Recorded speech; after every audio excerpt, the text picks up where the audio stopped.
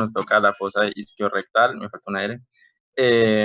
Básicamente nosotros vamos a hablar de este tema, pero como es un poco cortico, también pues el profesor nos dijo que podíamos hablar como generalidades del último capítulo de la PRO, de recta. Entonces pues, corre video.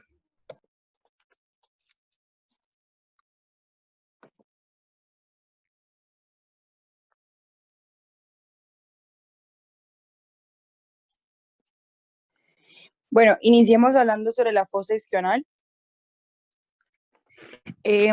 La fosa isquional, anteriormente llamada fosa isquirrectal, es un espacio en forma de cuña en relleno de tejido adiposo, o sea, de grasa. Se encuentra delimitado por, en la parte de arriba y en dirección medial, por los músculos elevador del ano y coccigio con la fase inferior del diafragma pélvico. En la parte lateral, por el músculo obturador interno con la fase obturatriz. Y en la parte inferior, por la piel. Dentro de esta fosa isquional se encuentra el cuerpo adiposo que forma la fosa, los nervios y vasos rectales inferiores que dan irrigación al músculo esfínter externo del ano y los conductos pudendo. Por favor, la diapositiva.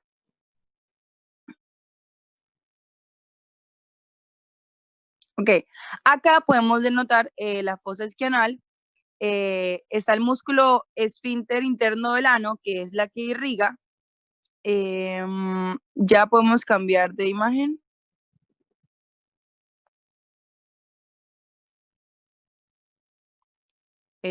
La otra imagen. Para la otra diapositiva, perdón. Ok. Dentro de esta fosa isquional encontramos el conducto pudendo. El conducto pudendo, también conocido como el canal de Alcock, está formado por unos repliegues de la fascia obturatriz en la pared lateral de la fosa isquional, por donde pasan los vasos y nervios pudendos. El contenido de este conducto son arteria pudenda interna, vena pudenda interna y nervios pudendo. En la imagen pueden apreciar los nervios y las arterias y por favor hacia la foto de adelante, de atrás. No, la de atrás. Atrás. Otra más. En la parte que dice nervios pudendos, no, se pasó la foto. Acá. ¿Cuál es? Esa. Perdón, esta, ¿sí? La anterior. Ay, ¿esta? Igual solo era para mostrar los tres nervios, o sea, el nervio, los vasos pudendos y el nervio perianal, que sí, todos pertenecen al conducto pudendo, ahí se notan las tres. Y el músculo esfínter interno del ano, que es el que está inervado por la fosa. Ya, listo.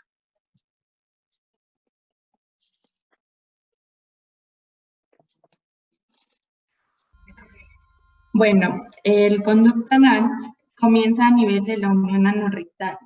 Tiene un trayecto de 3 a 4 centímetros y termina en el ano. La unión anorrectal está ubicada aproximadamente por debajo de la punta del coxis y por encima de las columnas anales. Cambia de imagen. Bueno, la anterior. La anterior imagen, eso es. En la capa muscular a nivel del canal anal se encuentran los músculos esfínter anal interno y el externo. El esfínter anal interno forma un anillo grueso de aproximadamente 1 a 2 centímetros de altura a nivel de la capa muscular circular que rodea el ano.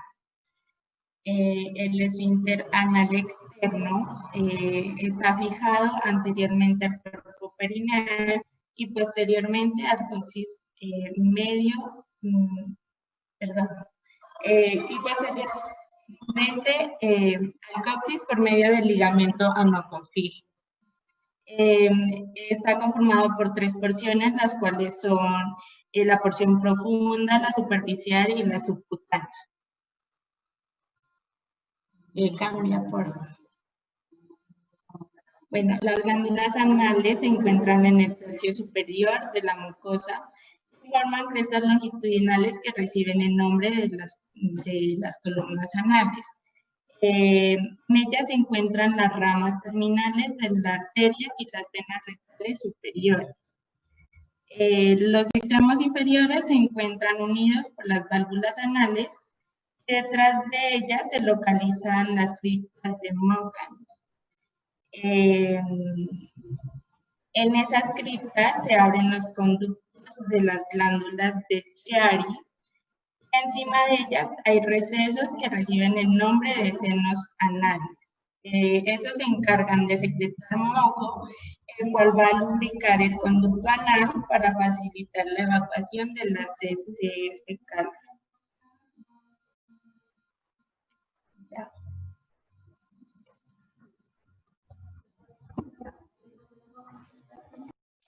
Bueno, esperemos que se estén uniendo 2 personas.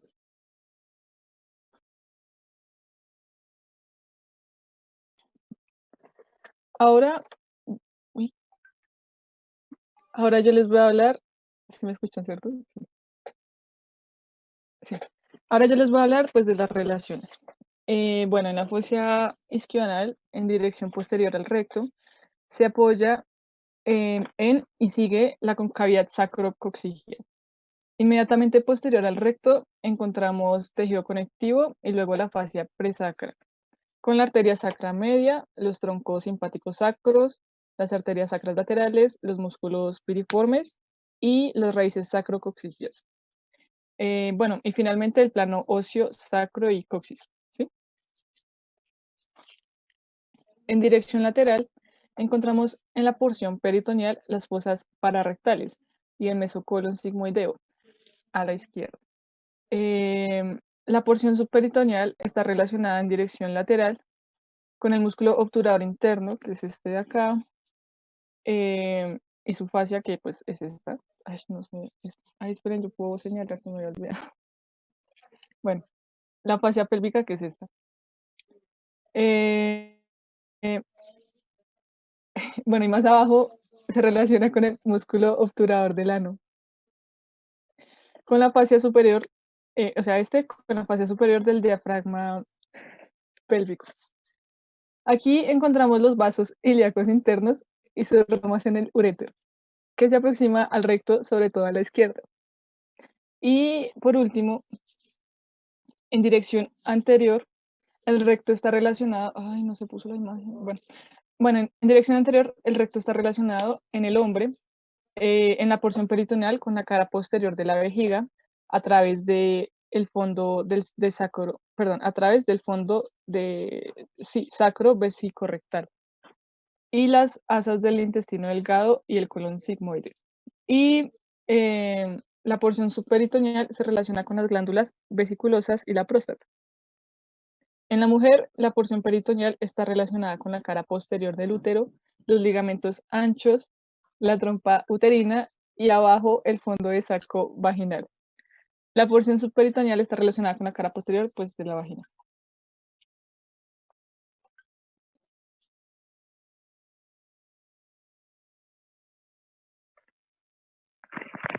La fosa intersfinteriana está ubicada por debajo de la línea anocutánea en el lugar donde terminan las fibras de tejido conectivo de la capa muscular del recto y se mezclan con las fibras de tejido conectivo del músculo elevador del ano. Por otro lado está el ano, que es la apertura inferior del conducto anal y se encuentra rodeada por las porciones superficial y profunda del esfínter anal externo. El conducto anal va desde el recto hasta la piel perianal y se recubre por una mucosa que tapetiza el esfínter interno.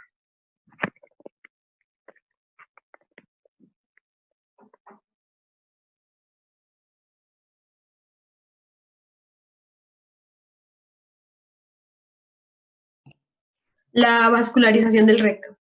El recto recibe la sangre a través de las arterias rectales superior, media e inferior. Esas arterias forman un plexo arterial submucoso en el cual se anastomosan todas las arterias rectales. La arteria rectal superior es una rama terminal de la arteria mesentérica superior. Se separa del tronco de las arterias sigmoideas, transcurre por el mesocolon sigmoideo y llega a la cara posterior del recto. Allí se divide en dos ramas, la derecha e izquierda.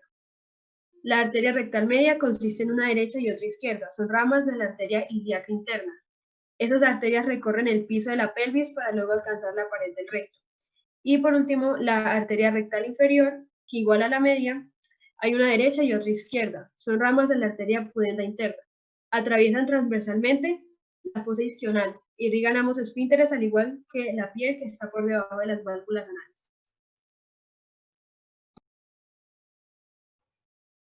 Bueno, continuando con la vascularización del recto y hablando de su drenaje venoso, se dice que las venas se originan a partir de un plexo submucoso del que surgen tres raíces venosas iguales a las raíces arteriales, que son las venas superior, medias e inferiores.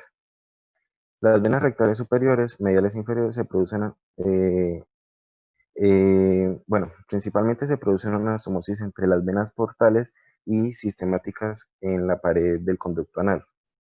La vena rectal superior drena en el sistema de la vena porta hepática y las venas rectales medias e inferiores drenan en la circulación sistemática. Esta comunicación es un área clínicamente importante en la anastomosis portobocava. El plexo venoso rectal submucoso rodea el recto y comunica con el plexo venoso vesical en el hombre y con el plexo venoso uterovaginal en la mujer. Siguiente, por favor.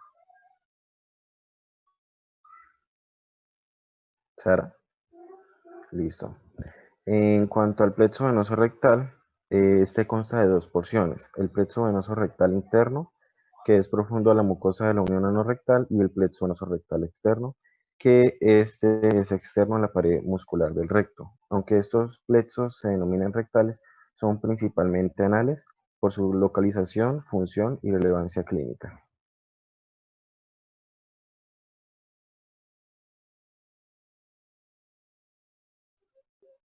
Bueno, hablando un poco de lo que es, pues,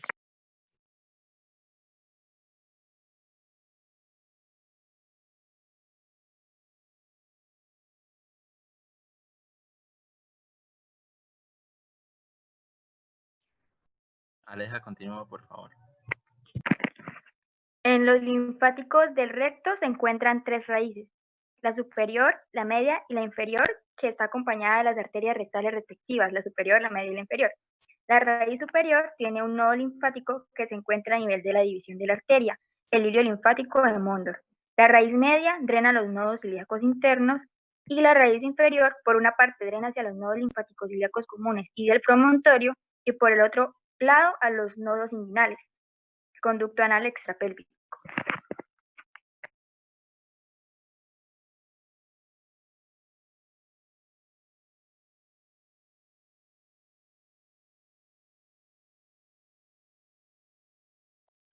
bueno, hablando un poco de lo que es la inervación del recto, pues en esta gráfica podemos ver que, pues para que quede más claro, se fueron retraídos lateralmente lo que son los nervios esplánico-lumbares y pélvicos y los plexos hipogástricos. Bueno, vamos a ver que el recto está inervado por lo que son el sistema simpático y el parasimpático. Como lo podemos ver en la parte inferior de la gráfica, no sé si alcanzan a ver, ahí aparece.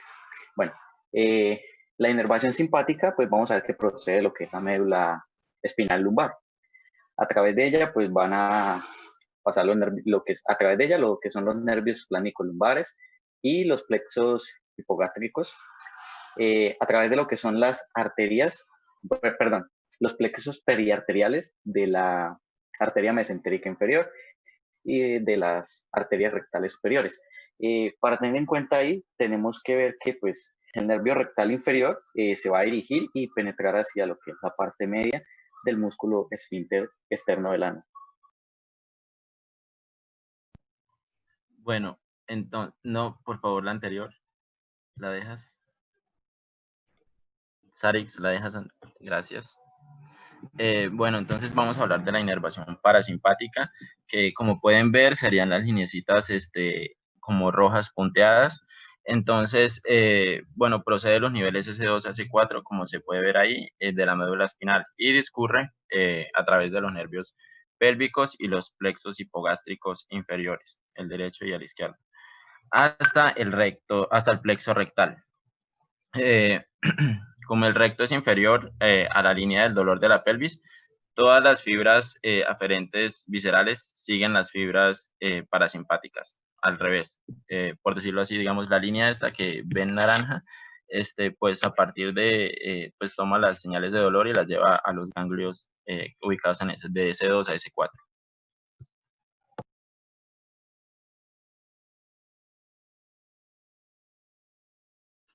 Ahora vamos a hablar de las patologías. La primera es el absceso perianal. Estas son como unas colecciones de líquido purulento y normalmente se producen por el ingreso de gérmenes a través de los senos anales, que lo que pasa después es que se alojan y se multiplican a nivel perianal, o también se dan por un posible bloqueo en las glándulas. Se pueden clasificar en interesfinterianos, isquiorrectales o posanales profundos. Dentro de sus causas puede estar la transmisión sexual o algún tipo de enfermedad como la de Crohn o la de verticulitis. Y los síntomas que presentan son la tumefacción, que es hinchazón, eritema perianal, que es un enrojecimiento, dolor, salida de material purulento por el ano o fiebre. ¿La pasas, por favor?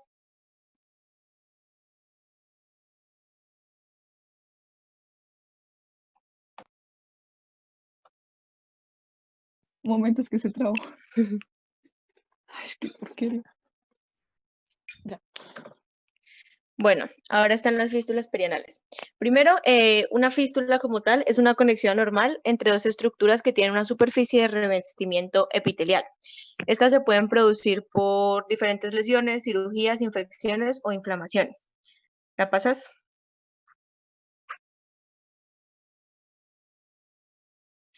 Ahora, estas fístulas perianales se podría decir que son como una complicación de los abscesos. Estas son trayectos que normalmente comunican un orificio interno o primario con un orificio secundario que normalmente es externo. Entonces, el primario se ubica a nivel de la línea pectínea del canal anal y el orificio secundario a nivel de la piel perianal. La línea pectínea es esa que se ve ahí encerrada en amarillito. Entonces, estos trayectos pueden ser uno o varios y esta patología normalmente afecta a los adultos entre los 20 y los 60 años, normalmente a los hombres. Ahora, dentro de sus causas puede estar el padecimiento de diabetes o antecedentes familiares de esta enfermedad, que la persona presente obesidad, un postrado crónico, traumatismos, la ingestión de cuerpos extraños, antecedentes de estas fisuras o radioterapia. Se pueden clasificar según los elementos que la integran, según sus características propias, o su clasificación más importante es según su relación con los esfínteres, que aquí podrían ser entonces interesfinterianas, intraesfinterianas, supraesfinterianas o extraesfinterianas. ¿La pasas? Y por último tenemos las hemorroides.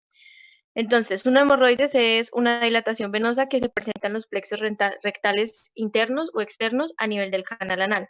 Estas pueden producir picazón, irritación en la zona anal, dolor o molestias o hinchazón alrededor del ano y en la mayoría de los casos sangrado. Tenemos las internas que pueden producir proctorragia, que es sangrado rectal, normalmente en un nivel escaso a moderado y generalmente son asintomáticas. Y este sangrado se va al final de la defecación. Y también pueden producir un prolapso hemorroidal, que es cuando una hemorroide se empuja a través de la abertura anal.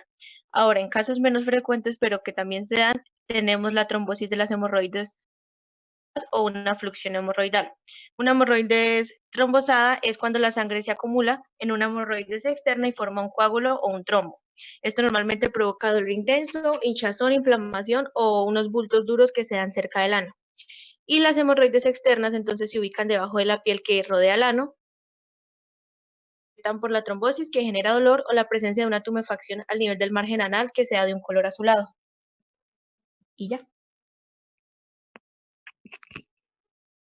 Bueno, el siguiente grupo, no sé, me pasan la presentación ¿por qué? Por WhatsApp rápido. ¿Sí?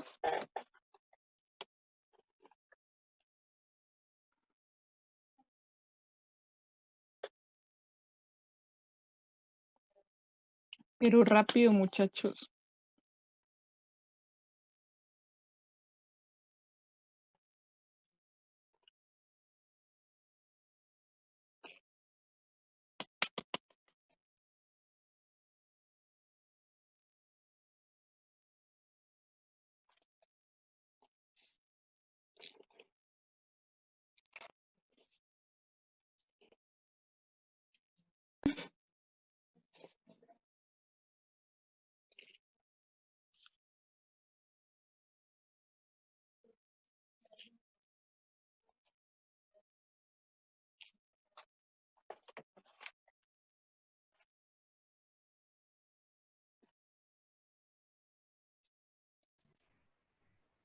Hola, ¿me escuchan?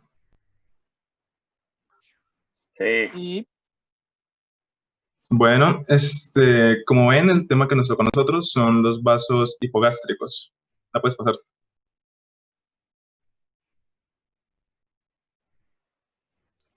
Está bien. Empezamos hablando de la arteria ilíaca interna o hipogástrica, como también se le dice. Es una arteria voluminosa que corresponde a la rama de bifurcación medial de la arteria ilíaca común.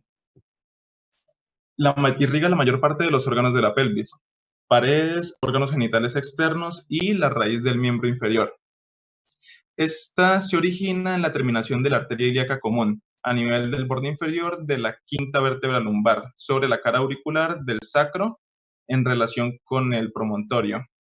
Esta va a presentar un trayecto oblicuo hacia abajo, adelante y lateralmente, hasta el estrecho superior de la pelvis, al que va a franquear penetrando en la pelvis menor, dirigida hacia abajo y atrás.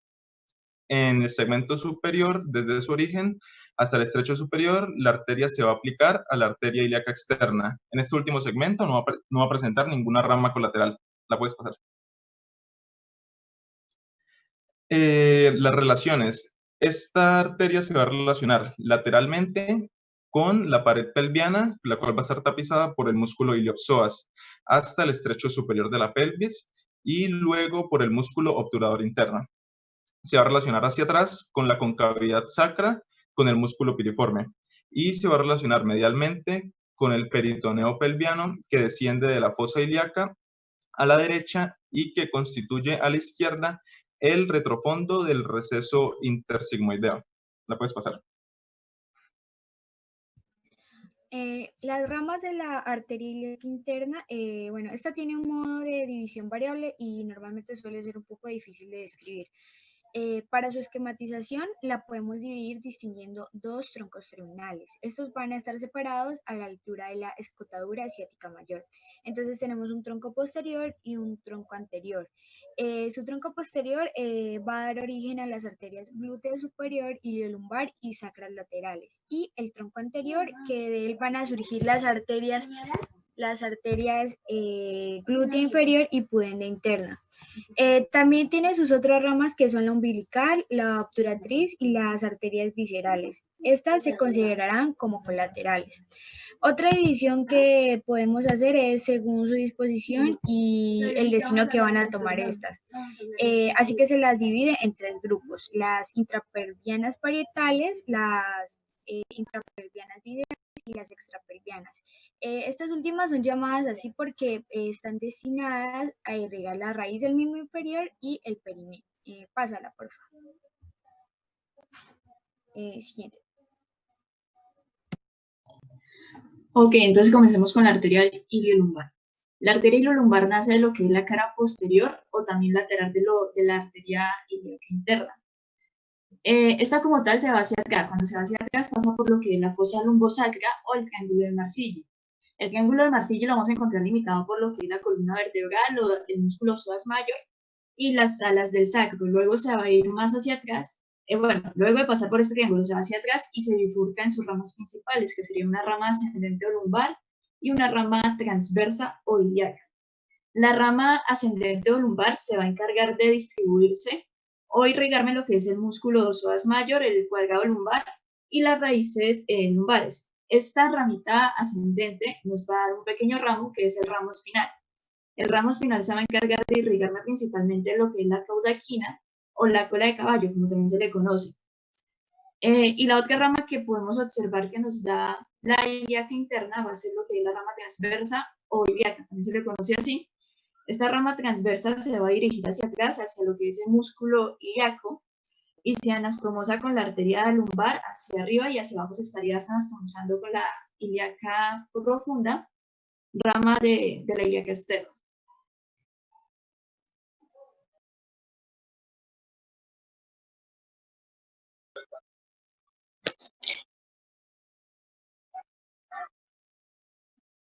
Las arterias sacras laterales se distribuyen en los músculos vecinos y en la cola de caballo. Sus ramas mediales se anastomosan con ramas de la arteria sacra media y algunas de sus ramas salen por los forámenes sacros posteriores y terminan en las partes blandas posteriores al sacro, donde se anastomosan con ramas de la arteria glútea. Existen dos tipos de arterias sacras laterales que son la superior y la inferior. La superior se dirige hacia arriba, penetra en el primer foramen sacro anterior para distribuirse en la cola de caballo, así como en los músculos posteriores del sacro.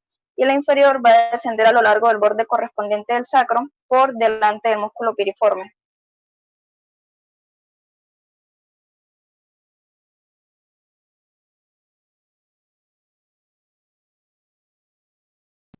Pásalo. Bueno, tenemos la arteria umbilical. Esta va a presentar su máximo desarrollo en el feto. Su origen se da de la cara anterior de la arteria ilíaca interna y se continúa en la pared lateral de la pelvis. Después cruza por encima el fondo y el vértice vesical. Luego encuentra a la pared abdominal anterior cerca de la línea media y se une a su homóloga opuesta al nivel del ombligo. Bueno, estas dos forman parte del cordón umbilical y están conectadas a la placenta. Ahí van a entrar en comunicación con la circulación materna. En el recién nacido, la circulación umbilical se detiene después de la ligadura del cordón y pues después de esto, la arteria en el adulto se va a obliterar, o sea, no va a existir, sino un cordón fibroso. A veces este puede llegar a ser permeable en su origen y ahí esta puede llegar a dar unas más vesicales. Siguiente. Ahora la arteria rectal media. Esta se origina de la arteria ilíaca interna. En algunos casos de esta, esta se va a originar de la arteria vesical inferior, tanto a la derecha como a la izquierda. También esta arteria va a transcurrir por el suelo de la pelvis para alcanzar el recto e irrigar su musculatura. Cada una de estas arterias va a transcurrir medialmente y nos van a dar unas ramas rectales y genitales que van a ir dirigidas a la próstata, las vesículas seminales y a la vagina en la mujer. También sus ramas vaginales van a irrigar la porción inferior de la vagina como tal. Esta arteria la vamos a encontrar ocupando el alerón del recto y va a estar muy próxima a la cara superior del músculo elevador del ano. Siguiente, por favor.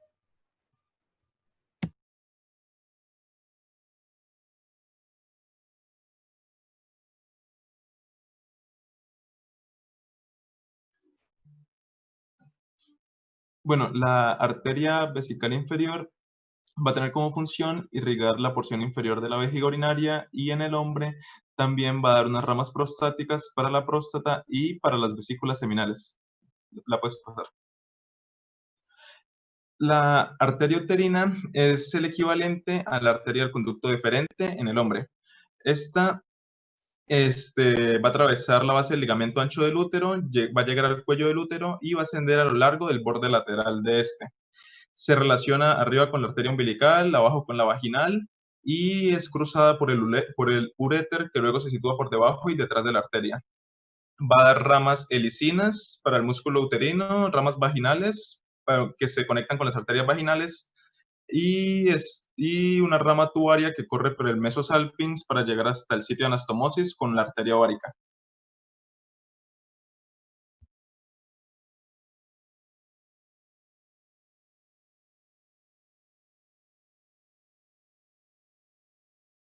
Oigan, la conferencia se va a acabar en 4 minutos, pues por si acaso.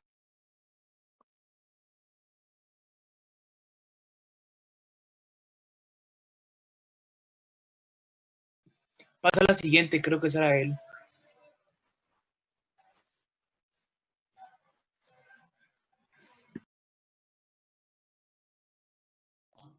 Bueno, continuamos con la arteria glútea superior. Esta arteria es una de las más voluminosas de la ilíaca interna, tiene más o menos entre 4 a 5 milímetros de diámetro. La vamos a encontrar que se origina en la cara posterior de la hipogástrica pasando por la escura ciática mayor. Esta como tal pasa por la escotadura ciática, pero esta escotadura ciática se encuentra dividida por el músculo piriforme, en una fosa suprapiriforme. Entonces por esta fosita estaría pasando con lo que es un nervio y con lo que es la vena, que tienen el mismo nombre. Pasan por aquí, al pasar por acá, pasan de la pelvis a lo que es la región glútea. En la región glútea se va a ramificar en su rama superior y en su rama profunda. La rama superior se va a dirigir hacia adentro e irriga lo que es el músculo glúteo mayor o glúteo máximo y también irrigaría lo que es el glúteo medio. Y hablando de su rama profunda va a estar entre los músculos glúteo menor y glúteo medio y se bifurca en lo que es una rama superior y una rama inferior. La rama superior va a irrigarme lo que es el glúteo medio y la rama inferior se encargaría de irrigarme lo que es el glúteo menor. Algo importante de esta rama es que se van a anastomosar con la circunfleja femoral media y también la lateral, formándome como un tipo de circuito alrededor del cuello del fémur, y también se anastomosaría con la arteria glútea inferior.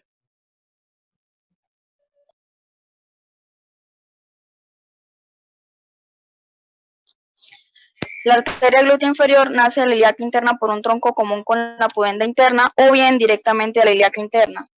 Su trayecto la conduce hacia abajo y después en sentido lateral. Sale de la pelvis por el foramen ciático mayor y se vuelve vertical. A nivel de la tuberosidad isquiática se divide en sus ramas terminales. Esta arteria está relacionada con la pelvis en el foramen ciático mayor y en la región glútea.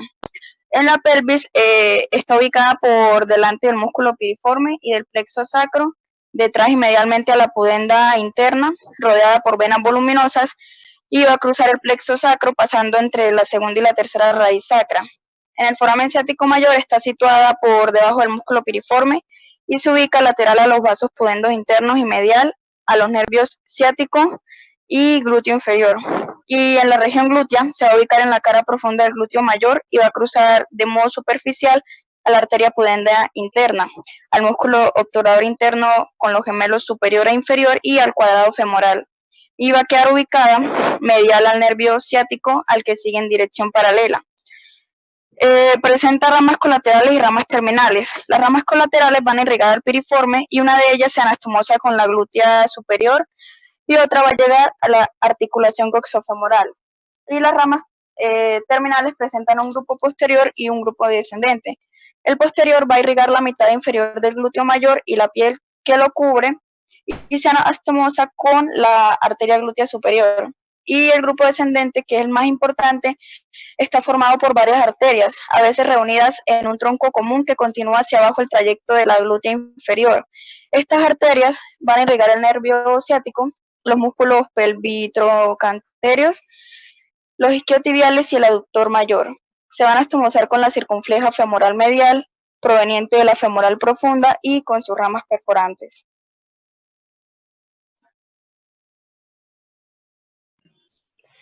Arteria obturatriz. Se origina en la cara anterior de la ilíaca interna, por arriba de la vesícula inferior o por arriba de la uterina. Su trayecto es oblicuo, hacia abajo, adelante y medial, paralelo al estrecho superior de la pelvis, llega al foramen obturador, al que atraviesa por el canal obturador, y aparece entonces en la cara anterior inferior de la raíz del muslo, donde se dividen dos ramas terminales, anterior y posterior. Siguiente. Que no alcance. Ramas colaterales. Dos ramas musculares para el ilíaco, el obturador interno y el elevador del ano. Una rama vesical no constante para la cara posterior de la vejiga, una rama púbica transversal que se anastoma